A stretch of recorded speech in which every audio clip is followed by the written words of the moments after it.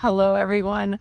I'm really excited for today. Okay, so first of all, listen to the birds and take a sip of your coffee. What? You don't have a cup of coffee? Pause this video, go make a delicious cup of coffee, and meet me back here. I'll wait. Okay, ready? Good, because we're gonna need it. Today is not only coffee chat day, but it's story time and it's show and tell. So first of all, is the last video I told you about how I got so obsessed with coffee. And I said I would show you my black apron, my Starbucks Coffee Master black apron. Here it is. I earned these awards and wore them with so much pride. And it's heavy. So and I would jingle jangle. But it always made me think of that movie with Jennifer Aniston, and she worked at a Chili's, and her annoying boss, manager, supervisor guy kept telling her to wear her cheer pins. Oh, I had my cheer pins, let me tell you. So they are my certified barista one, and then I have mug awards, moves of uncommon greatness, and then there's these that are that one says considerate, involved. There were we could give each other cards and write notes to each other for noticing attributes of each other. And then this one is the Eagle Award. I got it from Minot when I worked in Minot. I love my time working at Minot. Why not Minot? All right, so that's the black apron. Okay, so where was I at in my story? Okay. I was learning about coffee, learning everything about coffee. So then at the same time, I was at my church. We had a missions conference, and I held one of those coffee beans in my hand. I had one right here. And I thought about how I'm going to take one from Sumatra. I'm going to take this one from Ethiopia. And this one is from Papua New Guinea. Here it is. This one is from Nicaragua. Here. Okay. That's all I have right now. So I took those coffee beans in my hand and I thought, these were hand-picked by people, by actual humans. And they were dried and they were sorted and they were packaged. And I thought how these people need Jesus, and I want to go tell them about Jesus. So what I ended up doing is quitting my Starbucks manager job, because by this time I was a manager. When I was in Minot, I was an interim, store manager. And then in Bismarck, I became the store manager. So, long story short, I ended up moving to North Carolina and going to a little Bible college where I met my husband. We became missionaries. And I thought I was going to go to Morocco I loved the culture in Morocco. It was all about strong Turkish coffee and beautiful architecture and stuff. We ended up going to Mongolia and we had a wonderful time. It was a very adventurous time full of new experiences, and we met amazing people. And then we went to New Zealand, and then we came to Tennessee, where we are now. And I was missing something in my life, coffee. So I wanted to roast coffee because I thought, how cool would it be to be the person who decides when the roast is done, to listen for this first crack and the second crack if you take it to the second crack. And I wanted to be that person. I wanted to do that so bad. I wanted to know what it smelled like, what it sounded like. I wanted to taste the difference in what would happen if you roasted longer or shorter, lighter, darker, quicker, slower. I wanted to experiment and I wanted to try. I wanted to taste the world. I wanted to taste all the places, because you know how I said in the last video, the climate affects the flavor of the beans. These are all Arabica coffee beans that come from the Arabica coffee plant. They come from an Arabica coffee plant, which is what this is.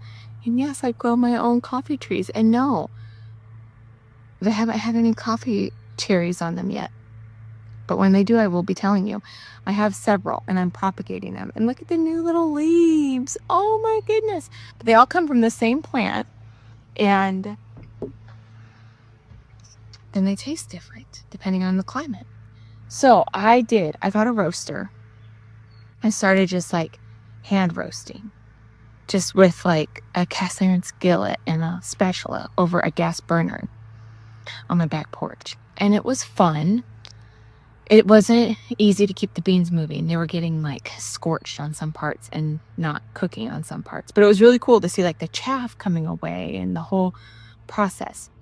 And then I went to a kind of turntable roaster. And I can link that in the description because I got it from Amazon. And so you could get one and they're not very expensive and you can roast really good coffee. And then I upgraded it to a Baymore, which is what a lot of home roasters use. And I'm still using a Baymore, and I love my Baymore. It gets really good, precise roasts. It just does not do a high quantity. So I'm looking to get in the future a bullet roaster, an Aleo bullet, and it's like $3,000. So my little coffee business that I started, hopefully we'll be able to buy one of those one day.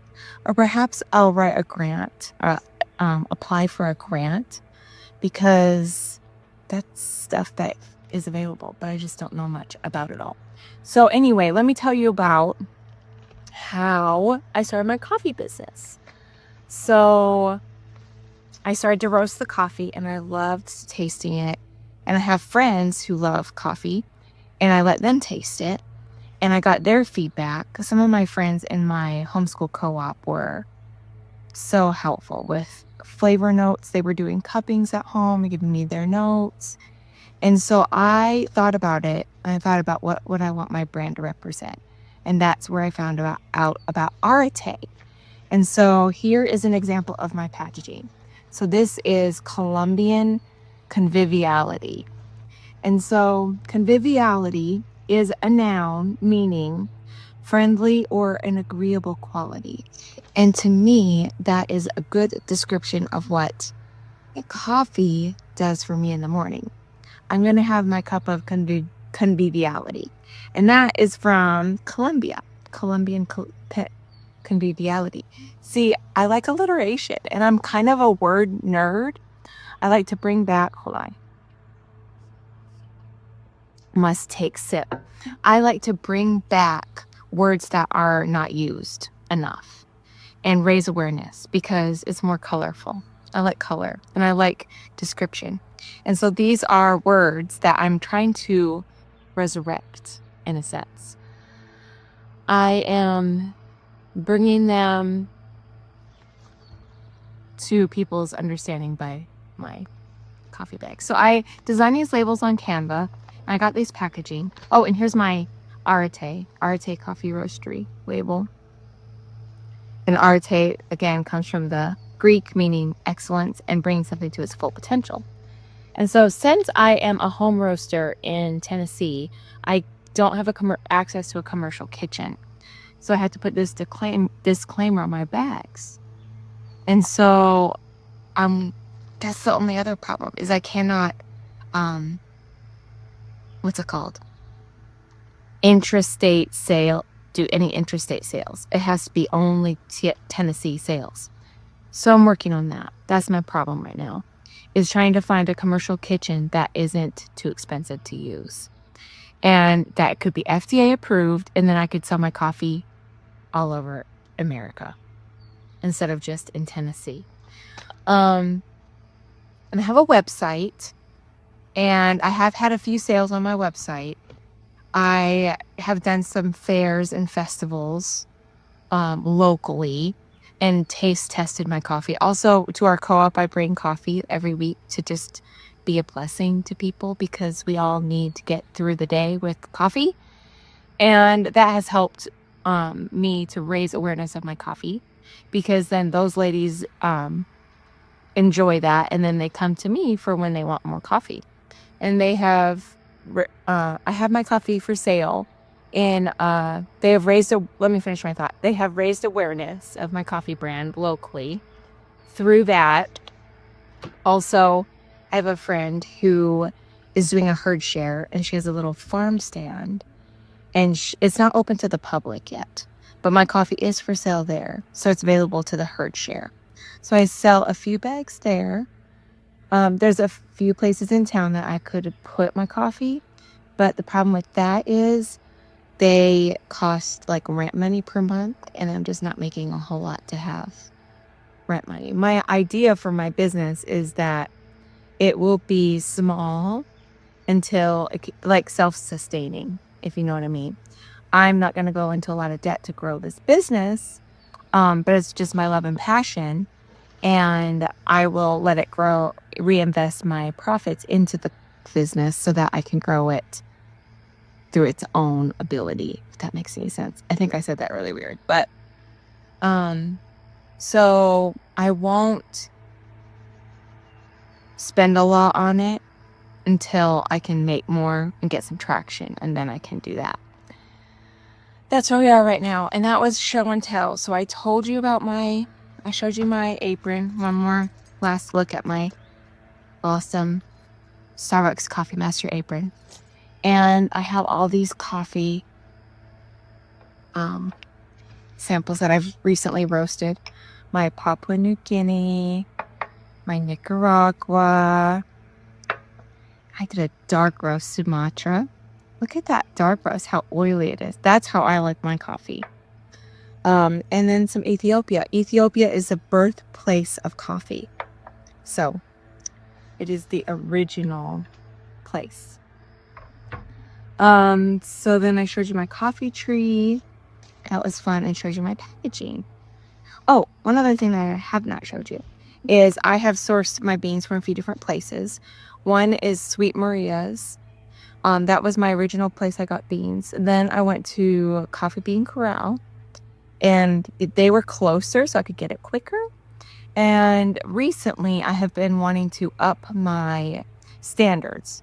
So Coffee Bean Corral does provide organic and fair trade, but not all of their beans. But I found a supplier who they sell roasted coffee too, but they sell also green coffee, and all of theirs are certified organic and fair trade. This is an example of the Peruvian, and this is from Dean's Beans. So I love that they're all, and also, I'm sorry, I didn't finish my thought. I love that they're all certified organic and fair trade. I love the fact also that Dean's Beans sources their coffee, like they know the farmers. You guys know how much I care about that. This is what the coffee looks like when it's green before it gets roasted. So I think I covered most of what I wanted to talk about. If you have any questions, let me know. If you have any ideas on how I could find a commercial kitchen space without paying an arm and a leg, or how I could have my coffee available without paying a lot of monthly rent, let me know in the comments. Maybe somebody sees this video who has the ideas or the know-hows. I have another issue with my website. People can order within Tennessee, and I could ship it to them. But if they're local to Cleveland, I'd like to offer them to pick it up from somewhere, or for me to deliver it. But I'm not sure that I want to deliver not knowing people. And so I've been trying to think of ways that I could have it delivered to them. So does anyone know about any like third-party things? I know that would be another cost. Or ways that people could pick up their coffee without it being my home address or me personally. just to keep the professionalism and a bit of privacy up, because that is an important consideration in this day and age. So anyhow, and also because I'm so busy, I thank you for watching. I thank you for spending this time with me. Let's take another sip. Let's listen to the birds. Think of some reasons why we're grateful. I'm so grateful for coffee. I'm so grateful that I can sit here and touch beans that were grown in all these countries. I'm so thankful for that. I'm so thankful that somebody discovered that these green coffee beans can turn into this and can turn into this. Isn't that wonderful? Okay. So I appreciate you all, each and every one of you who are watching this. I appreciate you. Thank you for the time that you took out of your day to hang out with me. I have a small update to add. I forgot to show you my other bags that I had. So I showed you the Colombian Conviviality. Here is, what is this one? Can't read backwards. Guatemalan Gallantry. And this noun means dashing, courage, and heroic bravery. So tell me if that doesn't sound like what we want to drink throughout the day. I think I'll have me another cup of that gallantry, to be gallant. And then Peruvian perspicacity. And perspicacity is a noun and keenness of mental perception and understanding. So that is a medium roast, chocolatey, full, creamy body. And another thing that I did want to show you also is I am unboxing my Dean's beans that just got here. I have a friend who ordered some decaf, and I ordered green coffee, and it just arrived, so I'm going to roast it. Decaf Peruvian, and this is organic and fair trade, and they buy their beans direct from the farmer. So I got Peruvian, and they do the Swiss water decaffeination process, which is important because it's not using chemicals. And then I have Nicaraguan and Mexican. My Nicaraguan is Nicaraguan Acuity, and my Mexican is Mexican Moxie. So I wanted to jump on and show you the rest of my packaging and show you that I just got my new green beans. No, not green beans that you eat. Green beans that you roast. And so I will get to roasting those today. Yay! Have fun. See you later.